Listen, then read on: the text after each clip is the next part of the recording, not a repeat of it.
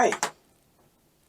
Moi, former president of Kenya, died on February 4th, 2020. And what leadership lessons can we learn from Moi's life? I would want to say that almost all of my life, my formative years, was affected by Moi as a president.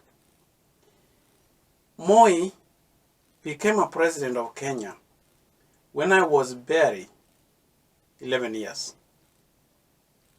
That's when he ascended to power. And so all my life, and he left office when I was 36 years. So you can see the years he spanned on the presidency was a long time. So much of my life I was affected by Moi's life. And this is what I remember first about Moi. When he came to power, when we learned of the death of Jomo Kenyatta, as young people, we were worried what is going to happen to Kenya. He came and said, I will fuata nyayo. So fuata nyayo became a clarion call for everybody. Fuata nyayo. So that was a philosophy say that he would follow the president, Kenyatta. So he brought stability to Kenya. And one thing memorable I learned, I was in standard 6.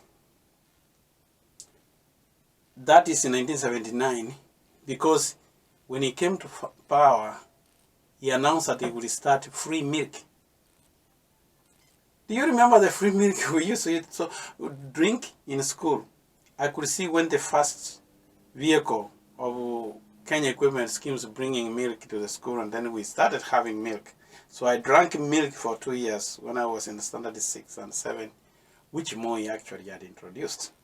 So that's a great, and I learned this a leadership lesson that always the first impression is always the last impression.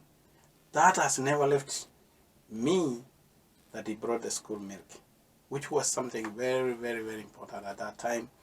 And so I remember Moi for that, for bringing school milk. So many things have happened actually in his life, which sometimes we have people talk of the good things about Moi and also the bad things about Moi, which is true. And I really agree with one scholar, Charles Abugri, once said that dead politicians are different things to different people. Both they are good and they are wrong in dividing the goalposts, and hence the playing field upon which the survivors take their position in society. There is good. Their good is always usurped, their failures exhumed and magnified as appropriate and in accordance with the creed. It is the nature of humanity to review the past, for in doing so, we not only divine our own essence, but also seek to learn lessons if we genuinely desire to do so. I mean, Charles, this quote captures it all. Politicians will be different to different people. If you were a victim, you have the beneficiary, those who also benefited. That is very true. So actually, and as it finishes that,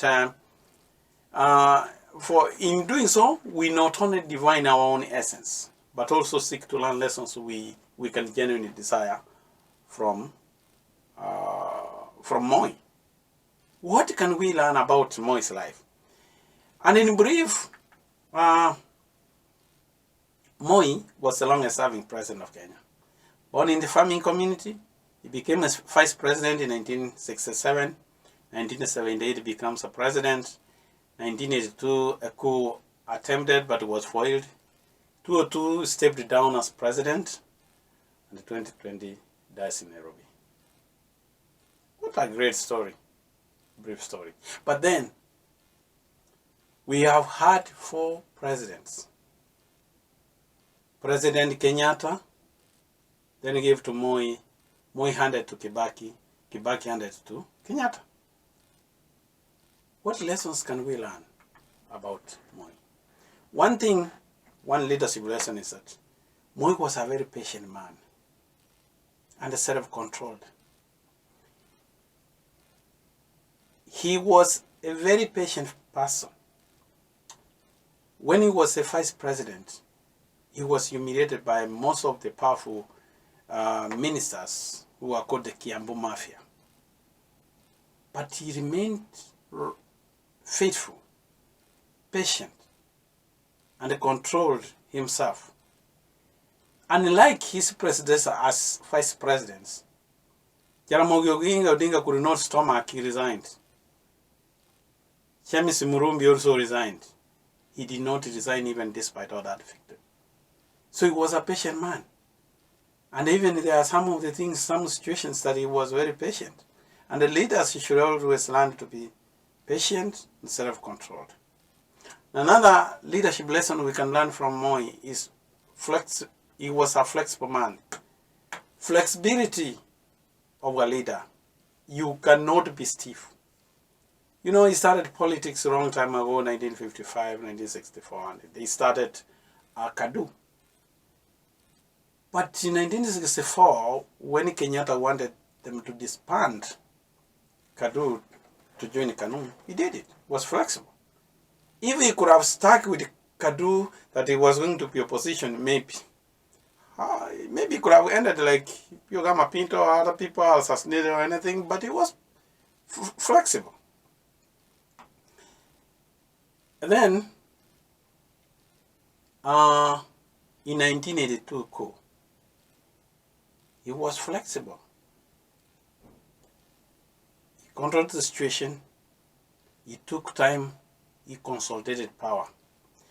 And when people started agitating in the 1990s for multi-party, he tried to suppress them, but when he found that he cannot suppress them, he had to accept for multi-party.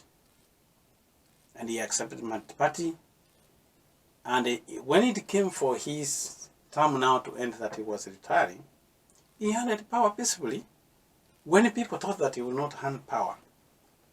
That is how Moi was flexible. And that's to say, leaders need to be flexible.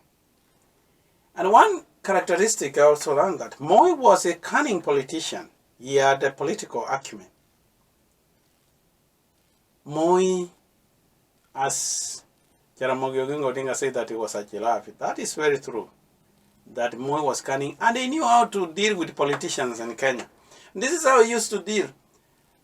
He would always have two opposing camps in every district or clan or whatever. If it was in Western Kenya, he had always this politician, this camp, and this one. So when he's close to this one, they are telling him about the other one. And they shift to this one, and then they tell him about the other one. So he knew, he had a grasp of Kenya on his fingertips. He would know everything or activity which was going on. And that was cunning. And one thing, if people saw what happened in his Kabarak home, you know, he was a man who always had that fimbo. You know, it was handed to Gideon Moi. You know,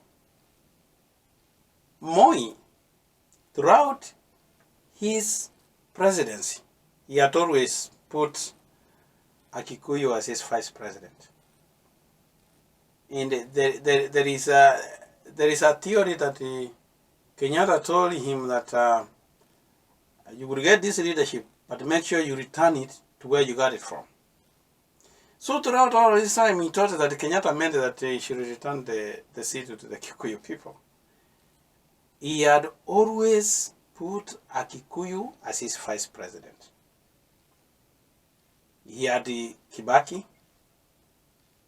Then when he removed Kibaki, he had, I don't know, Njuguna Karanja, he had Saitoti. In his succession, he was royal to his boss. And so in his sunset years, when he was almost retiring, he said, did he mean I take it to Kikuyu or I take it back to his family? That's why he came up with Uhuru Kenyatta. He brought Uhuru Kenyatta, even if he did not win, but he prepared him and propelled him, had advised him properly.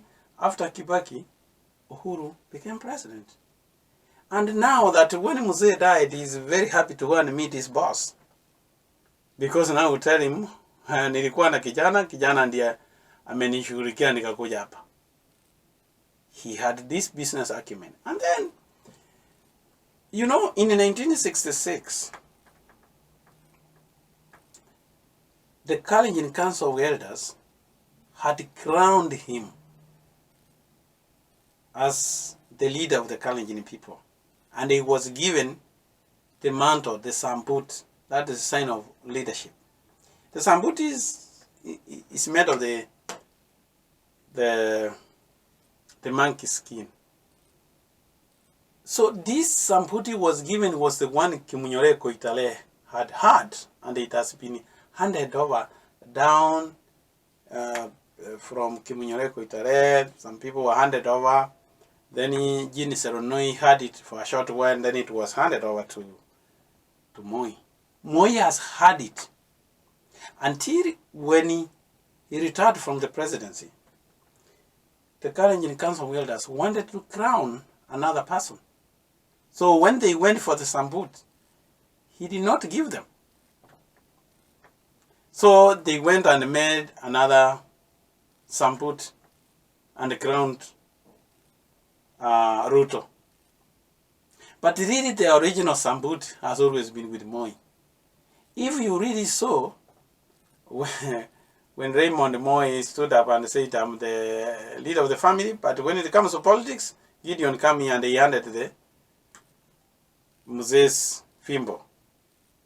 That is a sign that Gideon is now having the sambut as it looks. So still, we are ready to see what happens to it. But that's true that he had a business acumen. So, you know this sambut, maybe the one